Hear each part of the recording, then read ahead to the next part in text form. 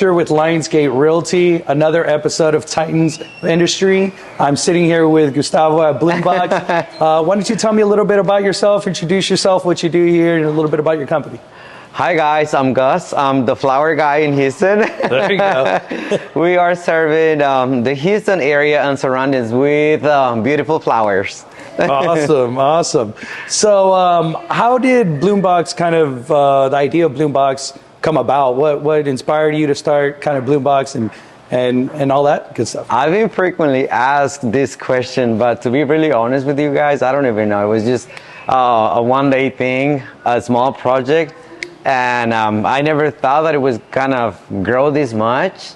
And now here we are. I'm sitting down with you and about to roll out on this. There we go. So funny, a little bit about us and real estate. You hear a lot about HGTV, right? And fixer-uppers and flips. And I always had this like crazy idea in the back of my mind that I would do tutorials on how to like decorate your home with like little things. And when I saw Bloombox and how you make just flowers, turned it into like a masterpiece, right? It's beautiful. It really kind of speaks to the mindset of the creativity and things that you want to do and don't know. So it brings me to my next question. Who was Gus before Bloombox? What did you do before Oh my goodness. Let me go back to maybe 5 years ago. Well, I come from construction. Okay. So it's a whole different thing. I was doing construction, and then I just kind of like switched, kind of like transitioned to the flower industry. Okay. Yeah, it wasn't never in my plans. I never thought about it. I never put myself in this position where I'm at right now.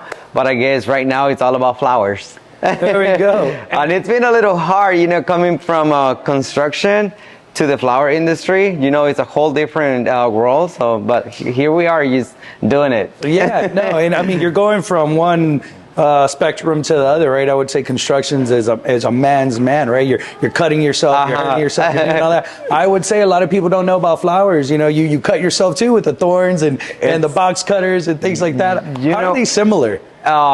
It has a lot. Yeah, okay. It has a lot in common. So I wasn't really being hands-on on construction for saying so. I was more on the management side. So everything that I did I was with this company for almost 10 years. And I want to say everything that I learned and everything that I did for this company kind of like put me where I'm at right now. Okay. I'm a go-getter, I want to say.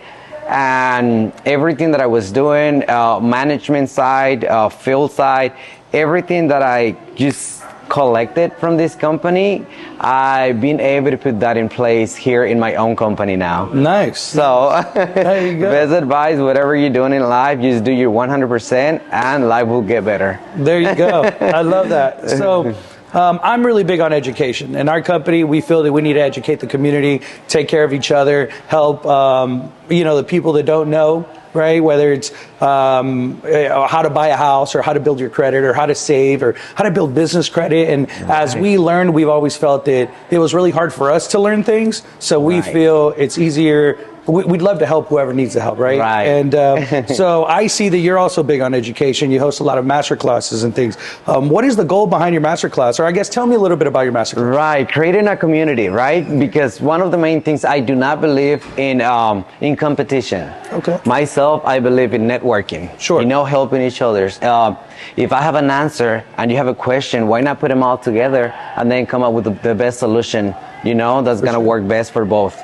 So as far as teaching and coaching and mentoring, I guess that's a heart feeling, it fills my heart, and I just wanted to see everybody doing great. That's I want to see if I'm doing good, then that means that everybody can also do it, Yeah. And this also goes as far as my team. It's working back to back, and it's working one for each other. So if I'm doing great, that means they're doing great. If they're doing great, I'll be okay, So it's also for teaching and coaching and mentoring and just bringing a lot of people from other states. Yeah. Because every time we're hosting a class, it's not only locals from the Houston area, but it's people coming, like flying in from New York, California, Mexico, the Caribbean, I mean, you name it. That's awesome. So you're getting an international pool of people to your master class. Right. It's just growing our community, you know, growing our community and discovering a lot more about the flower industry, but also learning a lot more about the flower industry and the business, what's inside of the flower industry, you know, because it's not just making beautiful flowers, but it takes a lot of work, you know, in the back, just to make sure that the business is running and just to make sure that all of our clients are well taken care of. The way I see Bloom on Box and the way I want to see every business is just three things: great customer service, great quality, and then a great presentation. There you go. I think you're checking all the boxes for sure.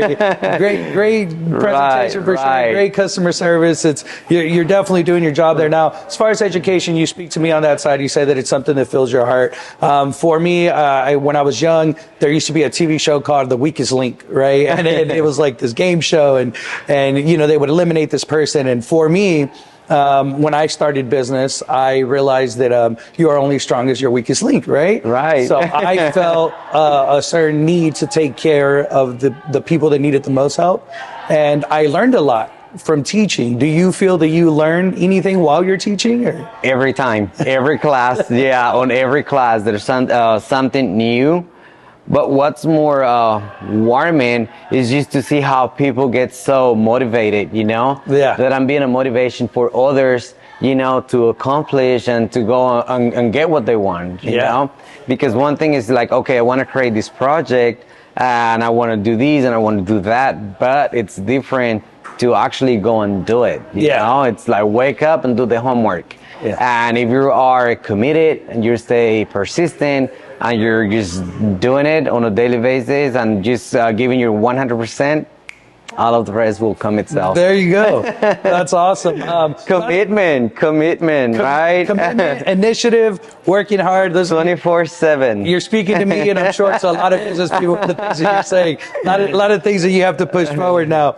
Now, a little bit about let's talk a little bit about the struggles, right? What are some struggles that you encountered in your first 2 years, or some unforeseen things that you didn't expect? Financials, you know? And then just to start with COVID, that was the main issue that I faced. Did you start during COVID? Before. So the beginning of Bloom and Box was right in May 2019, and then we had the pandemic right after. So it was, oh my goodness, I was about to die because we just leased the first store, which was a smaller place.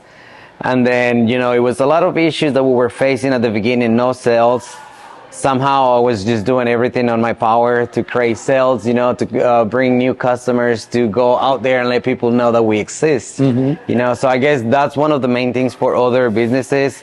Don't stay in the shadow, you know, go out there, stay very active on social media, let people know that you're here, this is my product, this is what I'm selling, and just provide a great service. Yeah, no, that's awesome. Don't stay in the shadows is something that we say all the time. You have to make a little bit of noise. Yes, and that's one of the key elements for I want to say every industry, you know, whether it's real estate or the flower industry or any business, I want to say. Yeah, you know. No, you talked a little bit of finance. I want to touch on that in a bit, but you also talked about sales, right? So when you talk about sales and where did you feel you turned the corner as far as sales? Was it the product presentation? Was it the networking, masterclass? I guess if you can you pinpoint exactly? I want to say first and foremost, setting goals. Okay. You know, setting goals at the beginning. I set my goal of selling one arrangement a day. You know, that's awesome. Okay, I don't know how we're gonna do it. I don't know how much it's gonna take,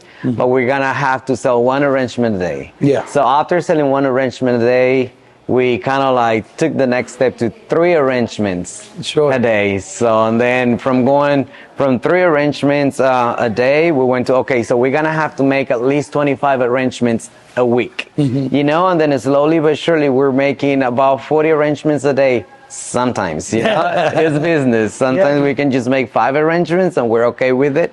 Some other days we're going to be able to make 100 arrangements a day, you know. But this is just business, and you have to understand business, you know. Sometimes you're gonna have like the really nice high volume sales. Yeah. And then the next day will be a really, really slow day, but you have to accept that. Like, you have to manage both. And now that you brought that up, how do you bounce back from those tough days, those days where you feel like everything's weighing you down and sales went wrong and the worst thing that could happen happened, and you just got to look up and smile and pick it back up? How do you... Not looking back. There you go. Not looking back. I never look back. Like, I don't, like, myself, even when I'm coaching, when I'm training other people, when they come to me, they're like, hey, Gus, oh my goodness, like, I can't believe I'm here. You know, like, I admire you so much because you're like so positive on things and you're just making things happen. And what's the key for that? I'm like, don't ever look back. You know, if you fail, you fail. If it works, it works, you know, and then set up the next goal. What's going to happen next? Yeah. And never be afraid. Also one of the main things is like, okay, if you want a storefront, which is, it's a great thing for a flower, you know, person.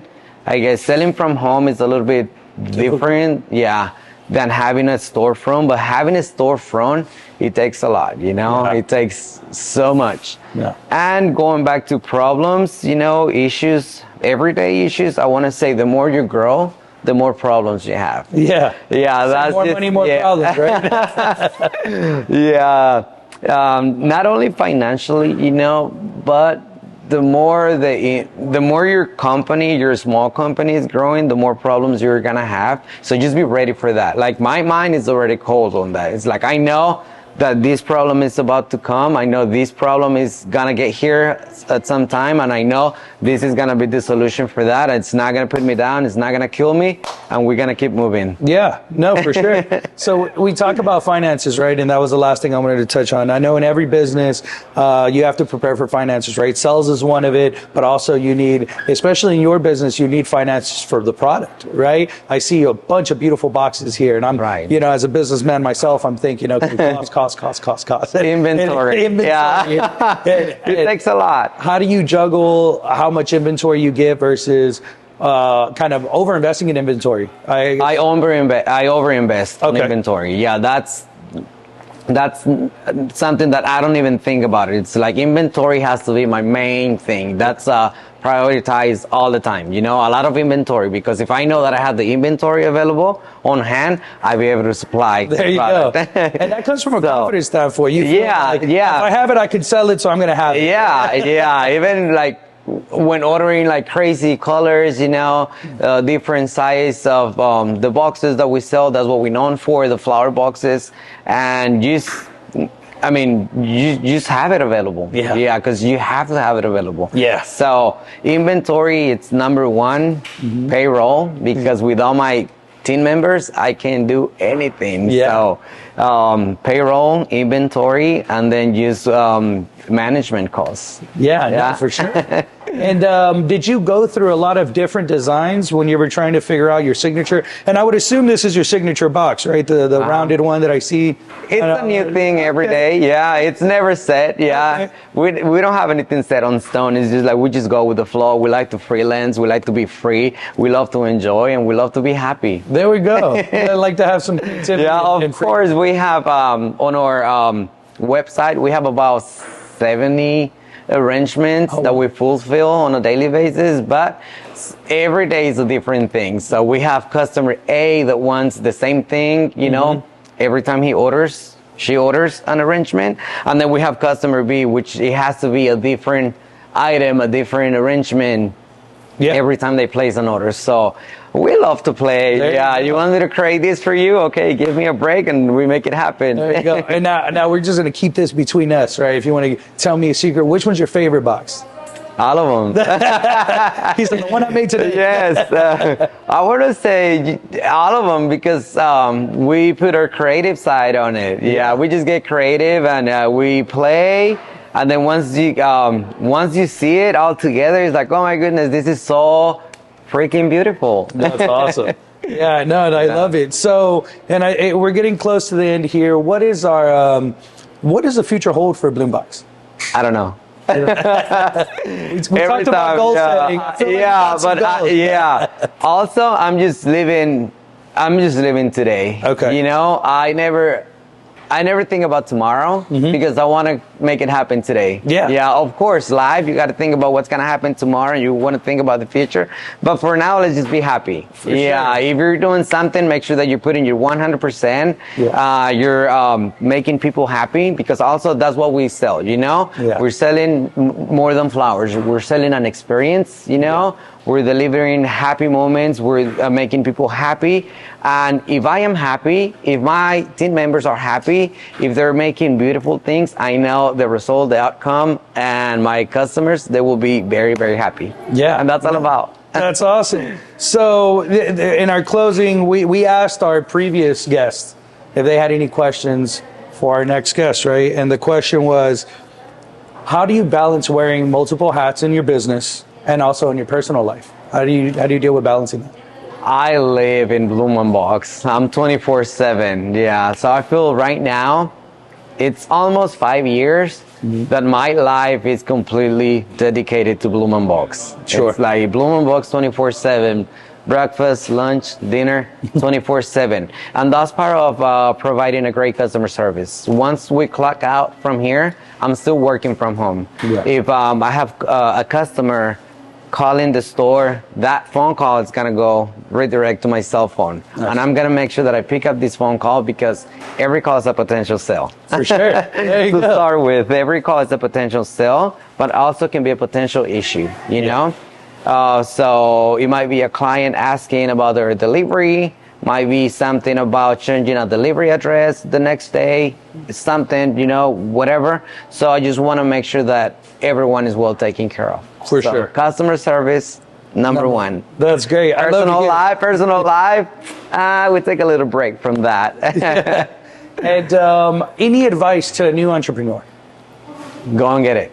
Yeah. Get to work. Yeah, get to work. Yeah.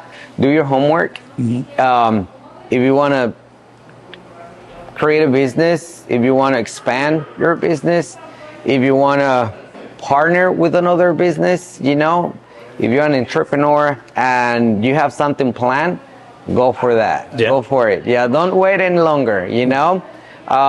Going back to question number one, why Bloom & Box was created? It's because I wanted it, you know? I just didn't want her to stay in the same place doing the same thing my whole life. Yeah. So here I am, being more than happy. Yeah. It's and meeting great people. Because also that's part of the industry, and networking, meeting other businesses and knowing other business stories, knowing how much they're struggling, what they're going through, you know? And that's, I learn a lot from my students. Yeah. Just how much it takes for them to come to Houston to take a class with me. So it's like, oh my goodness, yes, I do cry sometimes. Yeah, I would. You got to think about the savings, the flights, the hotels, the whole travel. Leaving their families behind, you know, they have children, and it takes a lot. And I will be forever grateful for all these moments and life and God and everything that's happening. There we go. Well, we are definitely cheering for you here at Lionsgate Realty. We're super excited that you had us. Thank you. I'm going to put you on the hot seat. Now you have to come up with a question for the next entrepreneur. What is something you would like to ask the next entrepreneur? What can I ask? What's next? What's next? Okay. Yeah, what's next, you know?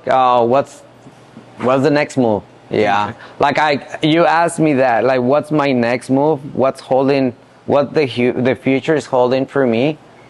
I don't know, but if the next one can answer that question, I will totally learn from that. There we go. Awesome. Well, thank you so much. Or I will try at least. But thank you so much. Where can we find you on Instagram or on social media? Bloom & Box Flowers Houston, and then website bloomandboxflowers.com. Okay. And then also here in the West U area. There we go. Come and visit us. There we go. Come visit Gus. Thank you so much for your time. I really appreciate it. Thank you.